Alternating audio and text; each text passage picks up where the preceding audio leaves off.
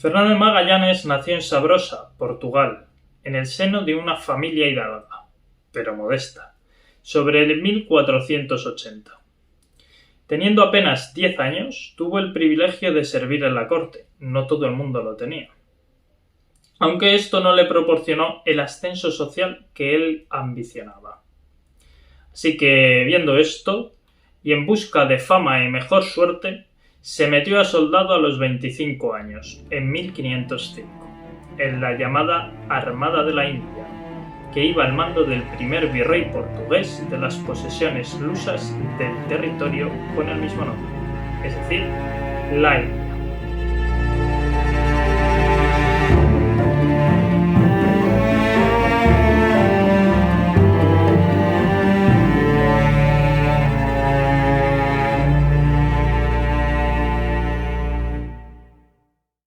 Allí permaneció 8 años, forjándose como soldado. Participó en las batallas de Canador y Diu. Además, fue a la expedición a Malaca, donde obtuvo recompensas y honores, y 2 años más tarde participó en su conquista. Después lucharía en las costas marroquíes, donde quedó cojo para el resto de su vida. Tras esto, fue acusado de vender ilegalmente cabezas de ganado tomadas al enemigo. Y, aunque más tarde fue absuelto, esto agrió su ya de por sí difícil carácter. Digamos que Magallanes no era un hombre de muchos amigos. Además, se sentía poco y mal recompensado por su rey. Esto ahora traerá colita. De soldado se metió a navegante y estuvo estudiando durante 3 largos años. Bueno, tampoco tan largos, es como casi una carrera en la universidad, ¿no? De 1513 a 1516. Y allí fue cuando empezó a familiarizarse con los nuevos descubrimientos, la astronomía y todas las demás ciencias náuticas. Y ahí también llega a la conclusión de que sería más sencillo llegar a la especiería, es decir, a las Islas de las Especias, cruzando América, que yendo por el lado portugués. Así que pidió audiencia con el rey Manuel I de Portugal, el cual se la concedió. Pero Magallanes, debido a su carácter altanero y quisquilloso, echó a perder esta oportunidad. Magallanes continuó 1 año más en Portugal completando sus estudios y entendió que en base al Tratado de Tordesillas, el que vimos en el anterior capítulo, las Islas de las Especias debían caer en el lado español. Un error garrafal. Esto no era así.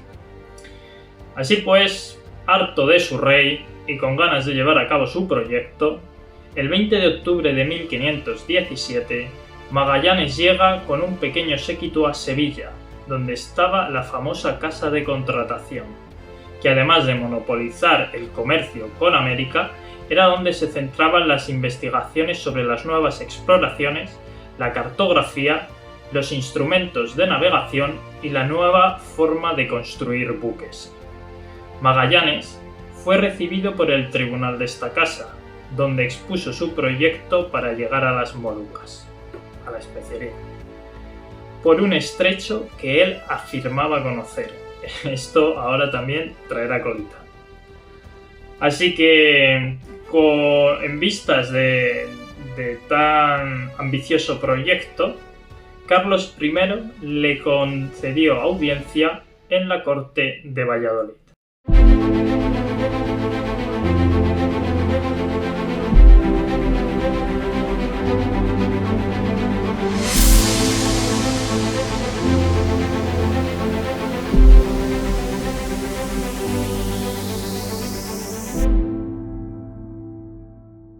Las negociaciones fueron largas y complejas. Juan Rodríguez de Fonseca, obispo de Burgos, fue un personaje muy relevante en ellas, ya que se mostró entusiasmado con el proyecto.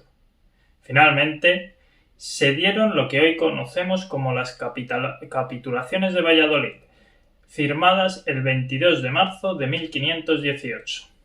En este tipo de acuerdos, el rey encargaba a un particular, que era el que presentaba el proyecto, en este caso Magallanes, el descubrimiento, la conquista y la colonización de las tierras que encontrase por su camino, a cambio de pagos, cargos, privilegios e incluso monopolios por un número determinado de años y con ventajas posteriores para sus descendientes. No entraremos aquí en las prebendas que acordaron, pero quizá un día sí que podemos hacer un monográfico sobre el viaje y la aventura que fue esta vuelta al mundo. En cualquier caso, sí que debe quedar claro que lo que a Magallanes se le encomendó fue encontrar ese paso entre el Océano Atlántico y el Pacífico, buscándolo siempre por América del Sur. Los españoles estaban obsesionados con que ese paso tenía que estar en América del Sur, cosa que luego fue cierta. Lo que pasa es que mucho más al sur de lo que a ellos les gustaría. Y finalmente descubrir y tomar posesión de las Islas Molucas. A ver, que al tío este que está aquí hablando se le ha olvidado señalar una cosa importante. La misión que le encomendaron sí que es verdad que era encontrar primero el estrecho con el que cruzar de un océano a otro, después navegar hasta las Molucas, tomar posesión de ellas y luego con las especias, que era lo que valía el dinerito, cargadas, regresar a América y de América a España. Pero claro, tenían que regresar por el Pacífico. No podían, y eso por orden de Carlos I, no podían bajo ningún concepto pasar a las posesiones portuguesas. Aunque claro, eso Carlos I lo ordenó un poco cínicamente para salvarse en las espaldas, digamos, porque iban directamente a las Molucas, que ya sabía todo el mundo que estaban ahí asentados los portugueses. Pues eso, venga, continuemos. Aunque entre los planes no estaba dar la vuelta al mundo, como finalmente sucedió, la empresa era descomunal. Y más si tenemos en cuenta que, a pesar de que Magallanes insistía una y otra vez en que sabía por dónde estaba ese estrecho, la realidad es que no tenía ni la más pajolera idea. Además de esto, tampoco sabía por dónde le soplaba el viento en cuanto a la demarcación en la que se iban a encontrar las Molucas, porque, como ya hemos dicho antes, no estaban en la esfera de influencia española, como él afirmaba, según el Tratado de Tordesillas, claro, sino en la esfera portuguesa. Nada más se enteraron los portugueses de la expedición, intentaron boicotearla por todos los medios, incluyendo el espionaje y las amenazas a Magallanes.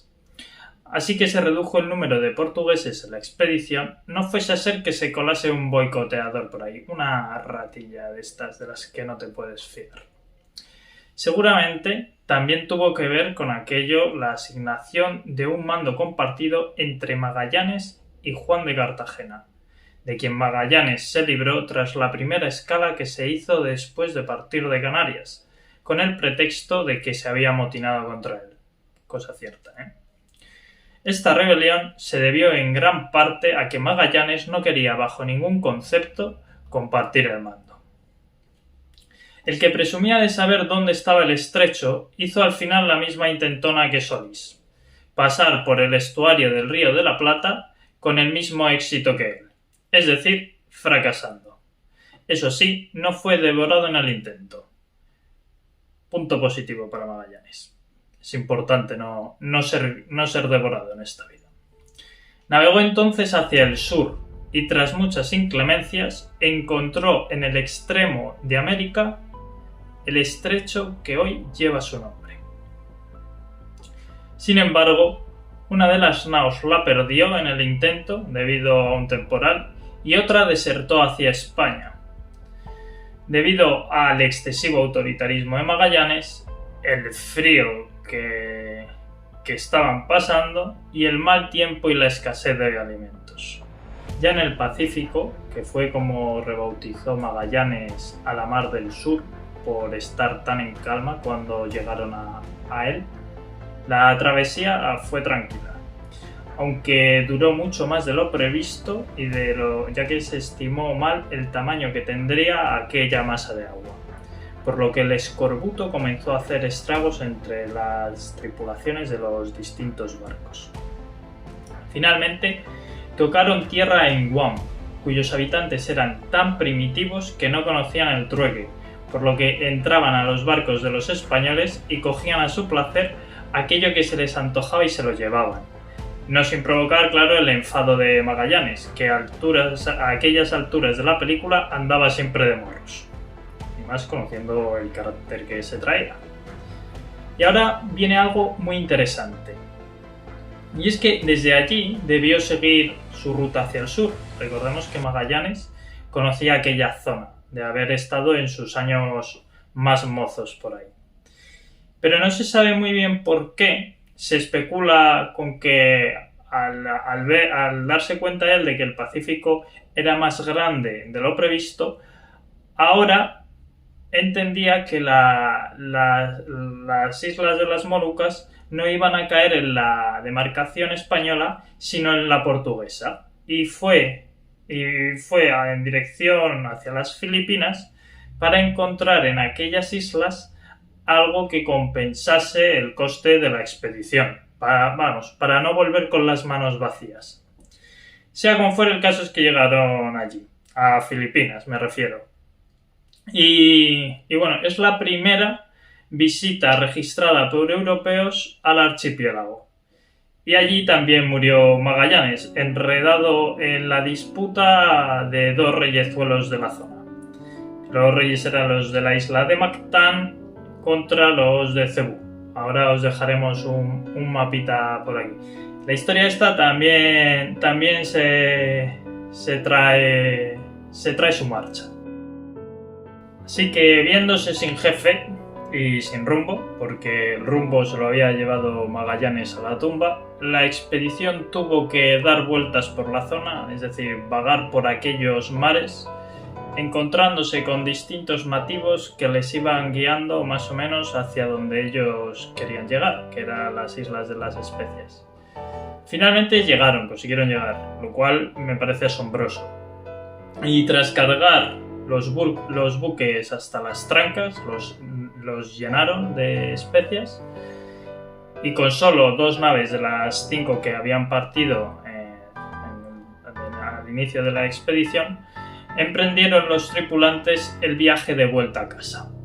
Sin embargo, los 2 barcos no tomaron la misma dirección, porque no se pusieron de acuerdo en qué ruta seguir, y aprovechando eso, pues además diversificaron, ¿no?, la opción de llegar sanos y salvos a España.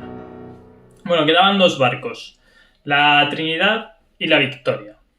La Trinidad iba capitaneada por un tal Gómez de Espinosa, que trató de volver a España por el Pacífico. Este sería el primer intento de tornaviaje.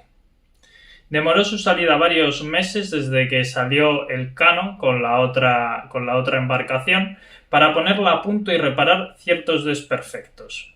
Al final, entre pitos y flautas, salieron el 6 de abril de 1522.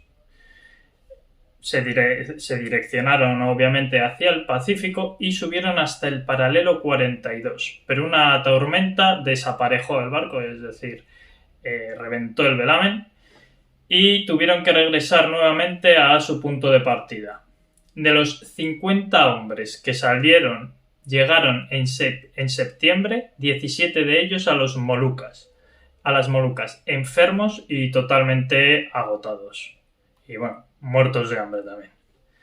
Allí los encontraron los portugueses, que los apresaron y se los llevaron prisioneros. Pasaron de 1525 a 1526 dando tumbos de una mazmorra a otra, y finalmente solo consiguieron llegar 5 de ellos a España ya como hombres libres mucho tiempo después. La otra nave, la Victoria, que ya hemos dicho que estaba capitaneada por Elcano, el navegante de Guetaria lo que decidió fue regresar a España cruzando el Índico para después bordear África. Es decir, decidió dar la vuelta al mundo yendo por el camino portugués. La decisión la tomó porque consideró que el regreso por el Pacífico, tras haber visto lo grande que era, la inmensidad de aquel océano, y que no conocían para nada una ruta de regreso, era más peligrosa que arriesgarse a ser capturado por los portugueses. Para evitar esto último, el ser capturado por los amigos portugueses, trató de no hacer ninguna escala. Esto es una auténtica locura. O sea, estamos hablando de salir de las islas del sudeste asiático, de las islas de las especies que están en el sudeste asiático, cruzar todo el océano Índico y tratar de no hacer ninguna escala. Bueno, ya a la altura de Mozambique la tripulación estaba completamente reventada. El escorbuto ya empezaba a hacer de las suyas, pues tenían un hambre que no se tenían en pie, y los marineros empezaron a reclamar una parada porque si no se morían. Finalmente, porque Elcano al principio se negó a hacer esto, pero finalmente accedió y pararon en la colonia portuguesa de Cabo Verde. Allí consiguieron proveerse de comida. Lo que pasa es que terminaron pillándoles. Les vieron, ellos dijeron que eran un barco que se había desprendido de una pequeña flota que regresaba de América. Bueno, se inventaron ahí un cuento chino y finalmente les pillaron, pudieron alimentarse algo, pero les pillaron y tuvo que poner pies en polvorosa. Elcano dijo, ahí os quedáis. Y de hecho ahí se quedaron realmente 13 de sus hombres. Bueno, finalmente, el 6 de septiembre de 1522, tras algo más de 4 años fuera de casa, 18 hombres fantasmagóricos llegaron con una nave destrozada a Sanlúcar de Barrameda, siendo los primeros en completar la vuelta al mundo, descubriendo finalmente el verdadero tamaño del planeta. Para entender lo rentable que eran las especias, solo cabe mencionar que con el cargamento que volvió en la Victoria, se recuperó el coste de la expedición y se logró obtener unos cuantiosos beneficios. Para terminar esta parte, me gustaría leeros cómo cierra el capítulo Agustín Rodríguez González, el autor del libro que estamos utilizando para hacer esta serie de vídeos. El libro se llama Urdaneta y el tornaviaje, el descubrimiento de la ruta marítima que cambió el mundo, que nunca está de más mencionarlo. Bueno, vamos a ello. Y como hemos visto, lo logrado no fue cosa de superhombres omniscientes, sino de seres humanos con la firme voluntad de vencer toda clase de obstáculos y con una tenacidad y una capacidad de sufrimiento igualmente poco comunes. Aquello no era más que un primer paso, formidable en todos los aspectos, pero que estuvo muy lejos de cumplir los limitados, aunque fabulosamente beneficiosos, objetivos planeados.